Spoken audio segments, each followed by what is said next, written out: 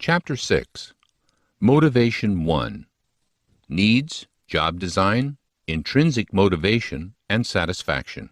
The vignette at the beginning of the chapter asks, "What is your dream job?" This question gets at the core of what motivates people to work and gives them satisfaction on the job. After completing the chapter, you should be able to identify and discuss the job performance model of motivation. Discuss the differences between Maslow's and McClelland's need theories, and describe the mechanistic, motivational, biological, and perpetual motor approaches to job design. You should also be able to discuss the 4 intrinsic rewards underlying intrinsic motivation, discuss the causes of job satisfaction, identify the causes of counterproductive work behavior, and describe the values model of work-family conflict. We start our discussion with the fundamental of motivation. Motivation is a key organizational behavior concept. It has demanded the attention of many theorists and management practitioners. Motivation captures the psychological processes that arouse and direct goal-directed behavior. But why do we as students of organizational behavior care about motivation? The general assumption is that motivation is correlated with performance. That is, the greater the motivation, the greater the performance. Early attempts by researchers to understand motivation resulted in the so-called need theories of motivation. These theories suggest that individuals have certain desires that motivate them to perform in ways so as to satisfy those wants. These needs are defined as physiological or psychological deficiencies that arouse behavior. Another somewhat better developed need theory is that proposed by David McClelland. McClelland viewed individuals as having 3 sets of needs. The needs that are operating at any given time are those that motivate behavior. The needs that McClelland identified are the need for power, abbreviated as N-POW, the need for affiliation, abbreviated as N-AFF, and the need for achievement, abbreviated as N-ACH. The need for power follows from a desire to influence, coach, teach, or encourage others. People with a high need for affiliation prefer to spend more time maintaining social relationships, joining groups, and being loved.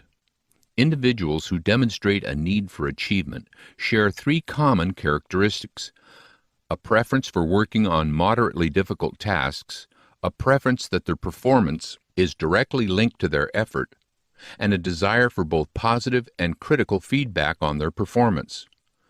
McClelland's work differs from that of his contemporary Maslow in that the latter's need theory is more rigid and orders needs in a static way. How can managers improve employee motivation? Managers and organizations can provide motivation for employees through job design.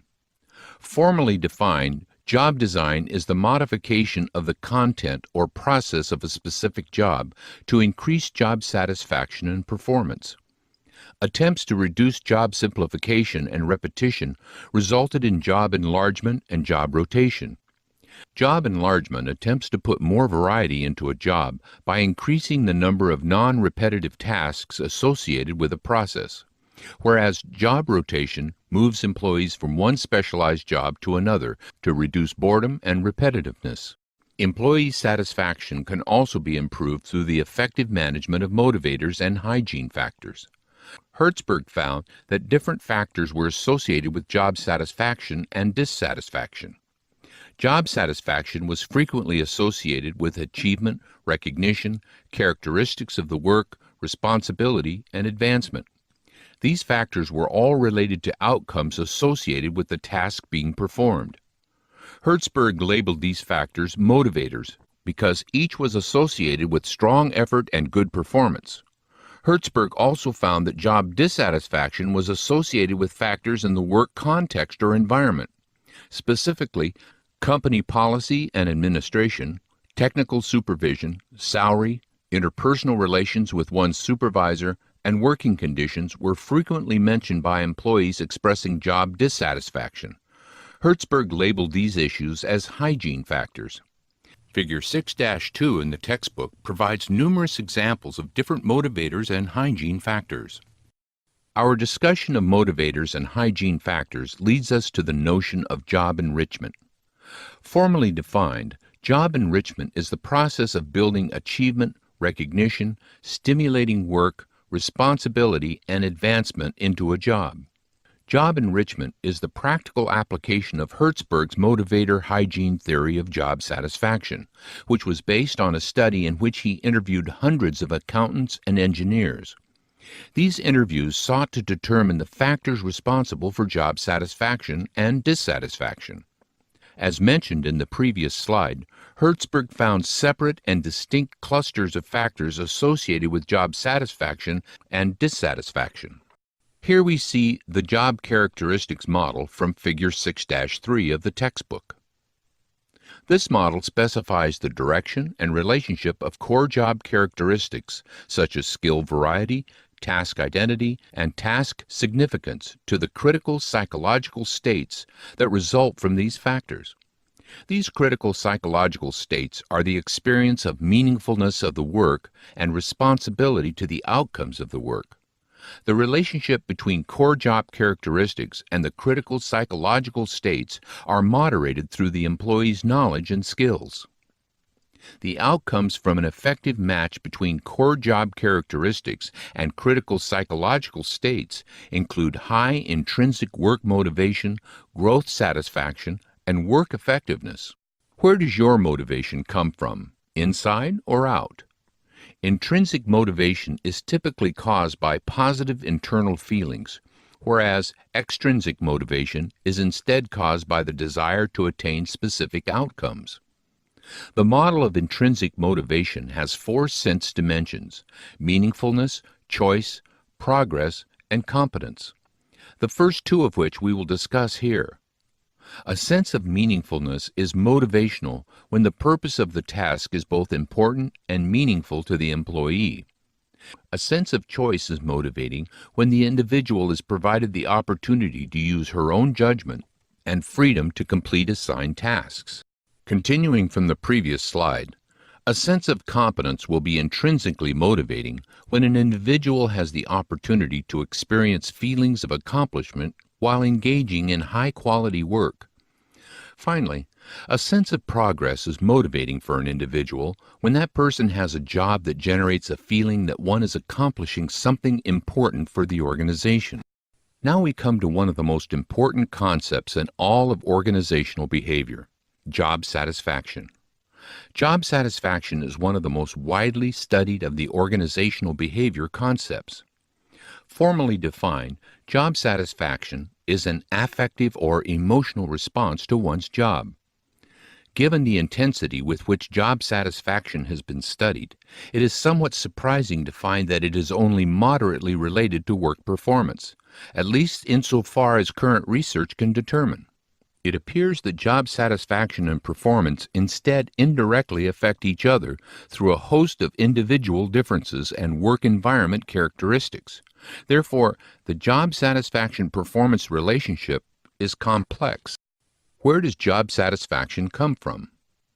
The research has yielded 5 models of job satisfaction: need fulfillment, discrepancy, value attainment, equity, and dispositional genetic components, the first 3 of which we will discuss on this slide.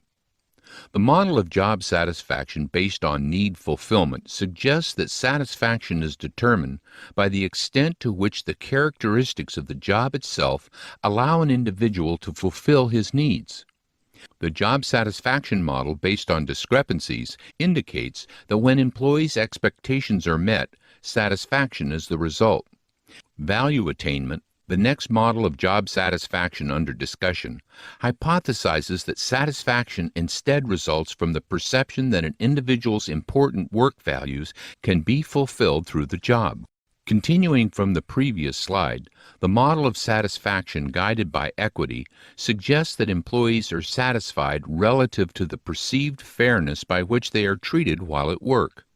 Finally, the dispositional genetic components approach to job satisfaction indicates that satisfaction derives from both personal traits and genetic factors. Now we come to the issue of work behavior gone wrong.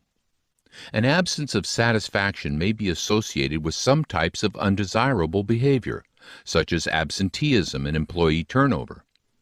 These costly behaviors are part of a category of behavior known as counterproductive work behaviors, CWBs, types of behavior that harm employees and the organization as a whole. Organizations can limit CWBs by hiring individuals who are less prone to engage in this type of behavior, and organizations should ensure they are motivating desired behaviors and not CWBs. If an employee engages in CWBs, the organization should respond quickly and appropriately. Our final topic for this chapter is the value-based model.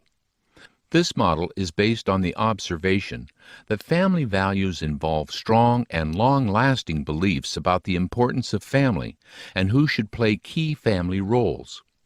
This model examines two distinct forms of the work-family potential conflict. The first is based on work interference with family commitments.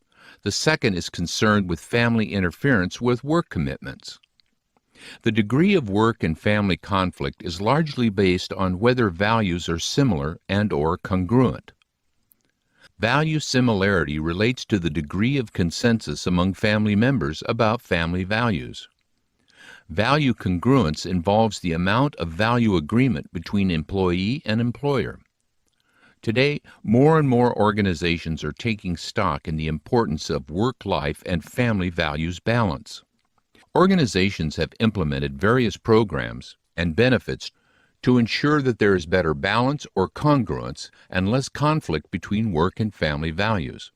For example, child care services, flexible work schedules, telecommuting, and stress reduction programs have been introduced to help maintain a balance between the often competing demands of family and work commitments. This concludes the lecture on Chapter 6. Apply the concepts that you've learned in the textbook materials, such as the hands-on exercise, "Are you intrinsically motivated at work?" and take a practice quiz on the Online Learning Center, www.mhhe.com/KINICKIOB4E.